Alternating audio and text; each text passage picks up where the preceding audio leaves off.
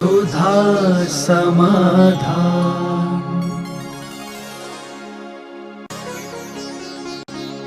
नमोस्तु गुरुदेव। अभिषेक करते समय हमारा मुख किस तरफ होना चाहिए? भगवान की तरफ होना चाहिए। भगवान को ही सम्मुख किया जाता है। भगवान की मुद्रा को देखते हुए मंदिर में जहाँ भगवान और गुरु बैठे हों वहाँ दिशाओं का विचार नहीं किया जाता है। नमोस्तु गुरुदेव। कैसे कर्म करने से जीव निगोद में जाता है? जो निरंतर जीवों की हिंसा करने का भाव, विभिन्न प्रकार के अशुभ परिणाम रखते हैं, वे निगोद को जाते हैं। अलग से कोई ऐसा परिणाम निश्चित नहीं किया कि पर्टिकुलर यही परिणाम निगोद का कारण होता है। कलुषित जो परिणाम होते हैं वे निगोद में जाते हैं। देव मरकर के निगोद में नहीं जा सकता। देव मरकर के एक इंद्री बनता है लेकिन प्रत्येक वनस्पति बनेगा। निगोदिया जीव देव कभी नहीं बन सकता, कोई भी देव। नमोस्तु गुरुदेव। जीव कई शक्तियों के साथ साथ ज्ञायक शक्ति स्वामी होने के बाद भी मिथ्या दृष्टि क्यों बना रहता है? ज्ञायक शक्ति होना अलग चीज है और व्यक्ति होना अलग चीज है। एक पापी में भी मोक्ष जाने की शक्ति है, लेकिन पाप कर रहा है तो चूंकि मोक्ष नहीं जाएगा। ज्ञायक की शक्ति है, ज्ञायक उसका अभिव्यक्ति थोड़ी है। शक्तियां तो हर व्यक्ति के पास पड़ी हुई हैं। एक चींटी के पास भी मोक्ष जाने की शक्ति है, लेकिन वो चींटी पर्याय से मोक्ष नहीं जाएगी, ऐसा मानना चाहिए। नमोस्तु गुरुदेव। क्या अलग अलग प्रतिमा जी के लिए अलग अलग यंत्र होते हैं और इन यंत्रों की क्या विशेषता होती है? यंत्रों के संबंध में प्राचीन आगम में कोई विशेष चर्चा नहीं। यंत्र शब्द का प्रयोग तो 2000 वर्ष पूर्व हुआ है, लेकिन जो यंत्रों की स्थितियां हैं वह वर्तमान में मूर्ति के साथ अचल यंत्र ही रखा जाता है। सभी मूर्तियों के साथ एक ही यंत्र की स्थापना होती है। नमोस्तु गुरुदेव। दक्षिण भारत में कुछ समय के लिए यापनीय पंथ का इतिहास देखने में आता है। ये पंथ कब शुरू हुआ, कैसे शुरू हुआ, इस पंथ के साधु की कैसी चर्या थी? यापनी संघ दिगंबर से मोक्ष मानता था, लेकिन वो ये मानता था कोई भी स्त्रियां भी दिगंबर मुद्रा धारण करके मोक्ष जा सकती हैं, जो कि आगम विरुद्ध था, राजदंड के विरुद्ध था। तो राजदंड के विरुद्ध का कानून लगा करके यापनी संघ को समाप्त किया गया। नमोस्तु गुरुदेव। चांद को चंदा मामा ही क्यों कहते हैं? फूफा या चाचा आदि क्यों नहीं कहते? चंदा मामा इसलिए कहते हैं कि बच्चे को स्कूल की बात तो बताई नहीं जा सकती, क्योंकि यहाँ वो सबको जानता है। तो माँ अपने कुल की बात बता देती कि वो चंद्रमा कौन है मालूम है, तेरा मामा है। अब मामा के संबंध में बच्चा जल्दी नहीं जान पाता, इस अपेक्षा से। और ये लोकोक्तियाँ कहलाती हैं। जैसे आपके बुंदेलखंड में बिल्ली को क्या कहते हैं? इसका अर्थ तो मैंने पूरा इसलिए नहीं बोला कि आपको भी मालूम है कि नहीं। बिल्ली मौसी। अब ये परंपराएं यूं लोकोक्तियों में चल जाती हैं, इनका कोई सार सापट नहीं होता। नमोस्तु गुरुदेव।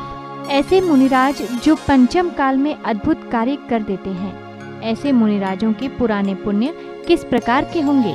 ऐसे कार्य जो करते हैं उनका नाम है आचार्य विद्यासागर महाराज। उन्होंने ऐसे कार्य किए इस युग में कि श्रमण संस्कृति को पुनरुद्धारित, ऐसी ऊंचाइयां दी, ऐसा उत्कर्ष दिया कि जो इस कलयुग में उस ऊंचाई के लिए बहुत सारे विद्वान वर्षों तक तरसते थे कि श्रमण संस्कृति की वह ऊंचाई कभी देखने में मिलेगी। वो पूज्यवर आचार्य विद्यासागर महाराज ने उन अतृप्त आंखों को इस युग को पूर्ण किया कि आज भी उत्कृष्ट चर्या है।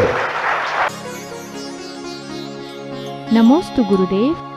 मुझे श्रमण संस्कृति संस्थान से जुड़े हुए 19 साल हो गए हैं। मुझे यहाँ से बहुत कुछ मिला है, तो अब मैं इस संस्थान और मुनिराजों का ऋण कैसे चुकाऊं? कोई भी वस्तु से हमें कुछ जब मिलता है तो उससे मिलने के बाद हमें तद्रूप होना है। संस्थान से जो कुछ मिला, जब तक मिला था तब तक संस्थान था, तब तक तुम कह सकते हो कि मुझे संस्थान से बहुत कुछ मिला, उपकार मिला। जैसे इस संस्थान की पढ़ाई पूर्ण हो गई तो फिर यह कहने की अपेक्षा यह कहो कि मैं खुद ही संस्थान हूं। हमारे यहाँ भगवान का दर्शन जब तक नहीं हुआ तब तक कहा जाता है कि मैं भगवान का दर्शन कर रहा। जब भगवान का दर्शन हो जाता है और उनसे उपकार होकर हमारे लिए तत्व दृष्टि प्राप्त हो जाती है तो जीव को आभास हो जाता है मैं ही भगवान स्वरूप हूं।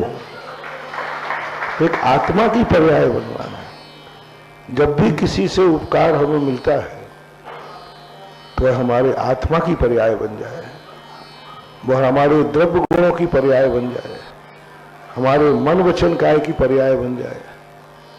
जो उद्देश्य संस्थान का है वही उद्देश्य हमारा बन जाए।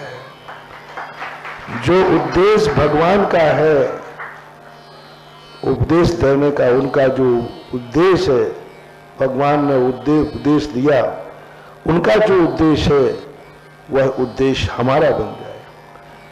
गुरु दीक्षा देते हैं, उनका जो उद्देश्य है दीक्षा देते समय वही उद्देश्य शिष्य का बन जाए तो दीक्षा सफल आ जाती है। तो संस्थान का जो उद्देश्य है वही उद्देश्य यदि स्नातक का बन जाता है तो संस्थान का उपकार पूर्ण हो जाता है। यही मानना। नमोस्तु गुरुदेव। कर्म आत्मा के साथ कैसे बंधते हैं? कर्म आत्मा के साथ शास्त्रों में वर्णन किया है। जैसे शरीर के अंदर यदि तेल आदि लग जाए और फिर धूल उड़ती है तो जैसे धूल चिपक जाती है, ऐसे ही राग द्वेष रूपी स्निग्ध परिणाम हमारे होते हैं। उन स्निग्ध परिणामों के कारण कर्म आत्मा से बंध जाते हैं। राग द्वेष परिणाम यदि नहीं हो तो कर्म नहीं बनेंगे। कितना भी धूल में व्यक्ति खेले, धूल आ जाएगी लेकिन थोड़ी सी हवा चलेगी उड़ जाएगी। लेकिन यदि तेल आदि चिकनाहट लगा ली है तो वह धूल आएगी और चिपक के रह जाएगी। ऐसा ही कर्मों का बंध होता है। राग द्वेष जो कसाय भाव हैं ये कर्मों को आत्मा से बांधते। कर्म आत्मा से नहीं बनते हैं, हमारे राग द्वेष भाव आत्मा को बांधते हैं। धूल शरीर से नहीं चिपकती है, हमने जो शरीर के अंदर तेल आदि लगा लिया है उस कारण से धूल चिपकती है, ऐसा मानना चाहिए। नमोस्तु गुरुदेव। जैन धर्म किसने बनाया? जैन धर्म किसी ने नहीं बनाया। जैसे सूरज को किसी ने नहीं बनाया, चंद्रमा को किसी ने नहीं बनाया, हवाओं को किसी ने नहीं बनाया, पानी को किसी ने नहीं बनाया, धरती को किसी ने नहीं बनाया, इसी प्रकार धर्म को किसी ने नहीं बनाया। जब से दुनिया है तब से धर्म है। नमोस्तु गुरुदेव। मैं चाहती हूँ कि मेरा अगला भव पुरुष पर्याय में हो, इसके लिए मुझे क्या करना होगा? उनके जो उपदेश हैं, उन श्रावक यदि अपने जैन धर्म के बताए हुए षड आवश्यकों को यदि निरंतर करता है तो नियम से उसे अगला भव भी जैन कुल में मिलता है। जैसे उसने नियम ले लिया कि मैं बिना दर्शन के भोजन नहीं करूँगा, तो यही तो भवांतर के लिए है। बिना भगवान का गंधोदक लिए बिना मैं भोजन नहीं करूँगा। यही तो आइडेंटिटी कार्ड है अगले भाव में जैन बनने के लिए। मैं जैन कुल में रहने वाले रात्रि भोजन नहीं करूँगा। सच्चे देव हाँ वो सबके लिए एक ही है।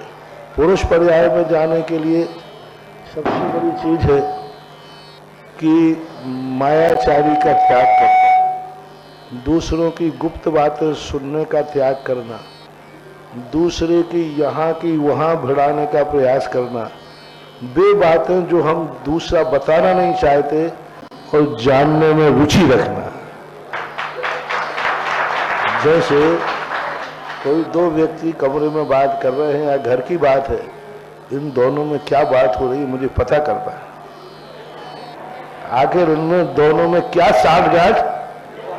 अब यदि तुम्हें बताना होता वो तुमसे छुप के करता क्यों? वो बताना नहीं चाहता और हम जानना चाहते हैं।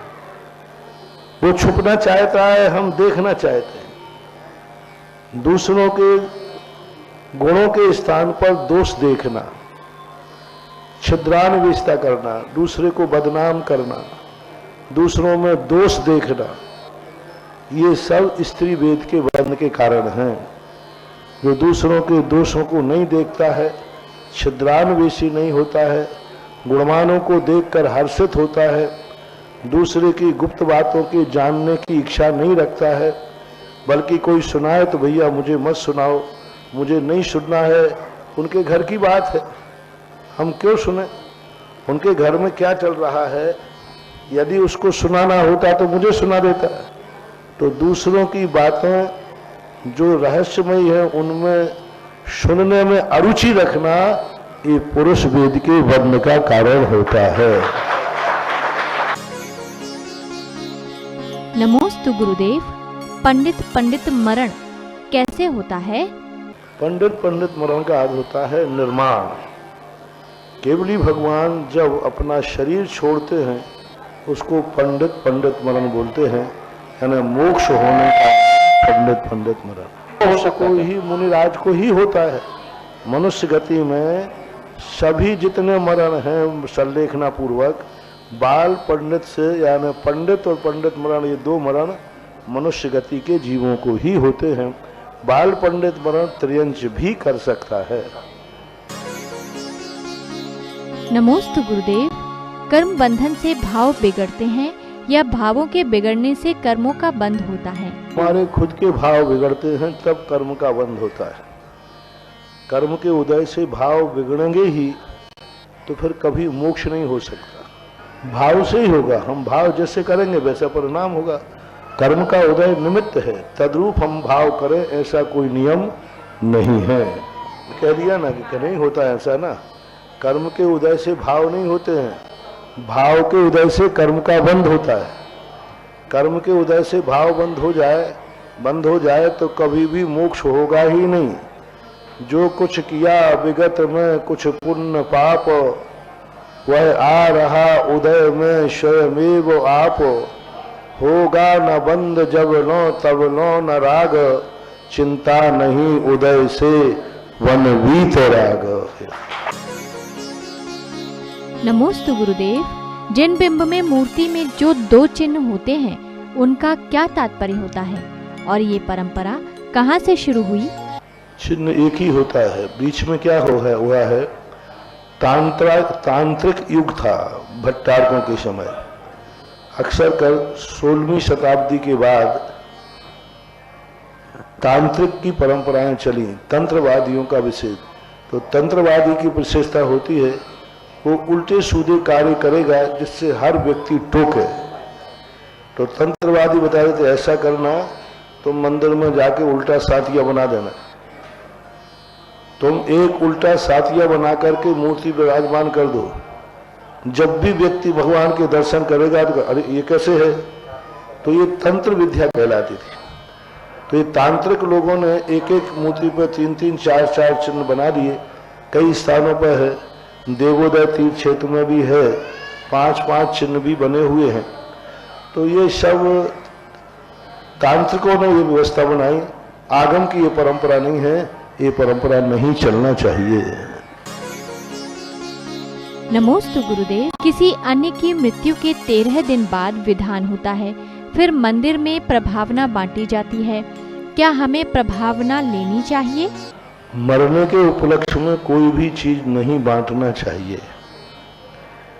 ये तो नाम बदल दिया प्रभावना अंग। आजकल मृत्यु भोज खत्म बोल रहे, बोले शांतिनाथ विधान भोज। शांतिनाथ विधान का है 13वें का है, तो ये गलत परंपरा है, नहीं बांटना चाहिए। मरे हुए की कोई भी वस्तु बांटने वाला बांटे तो भी अपने घर में नहीं लाना चाहिए। उपभोग वस्तु, धर्म की वस्तु मान सकते, जनवाणी है, कोई फोटो है, ये बांध, लेकिन जो बर्तन आदि आप उपयोग करते हो, चाहे वो सोने का भी देवे, तो वह बर्तन मरे की स्मृति में नहीं लेना चाहिए। मरे हुए का बर्तन लेना वास्तु से बहुत नकारात्मक स्थिति बनती है। वो घर में बर्तन नहीं होना चाहिए और बांटना भी नहीं चाहिए। स्मृति में मात्र धार्मिक कार्य किए जा सकते हैं, सांसारिक उपयोग की वस्तु नहीं बांटी जा सकती। इसलिए आप लोगों को बांटना भी नहीं चाहिए, और बांटे तो लेने वालों को हाथ जोड़ देना चाहिए कि भैया कभी शादी विवाह होगा तब डबल ले जाऊंगा, मरे की वस्तु मत दो। क्योंकि मरने की वस्तु को वास्तु से एक पैतृक दोष की एक परंपरा का रूप बनता है, जो अच्छी बात नहीं है। नमोस्तु गुरुदेव। मैं 12वीं का छात्र हूँ। मेरा मानना है कि मेरी कोई जाति नहीं, मेरा कोई धर्म नहीं, साथ ही मैं आपकी तरह साधु और त्यागी बनना चाहता हूँ। ये किस आयु में हो सकता है? पहली बात तो तुमने कहा है कि मेरा कोई धर्म नहीं, मेरी कोई जाति नहीं, कहा था ना, लेकिन तेरा बाप तो है नहीं। पहला प्रश्न था मेरा कोई धर्म नहीं, मेरी कोई जाति नहीं, कहा था ना। तो तुम्हारे पिताजी है कि नहीं? पिता तो है कि नहीं? बाप है, बस वही तेरी जाति है। जिसके बाप नहीं होते उसकी कोई जाति नहीं होती, जिसका बाप होता है उसकी जाति भी होती है और धर्म भी होता है।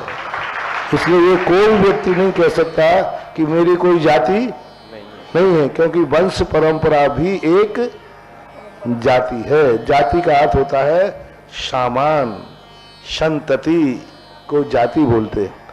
रही बात योग्यता की, तो योग्यता के लिए कुछ उम्रें निश्चित की गई हैं, लेकिन उस उम्र के बाद भी मान लो किसी से कहा कि भाई तेरी 25 साल में नौकरी लगेगी, लेकिन सभी 25 साल वालों को नौकरी लगी जाएगी।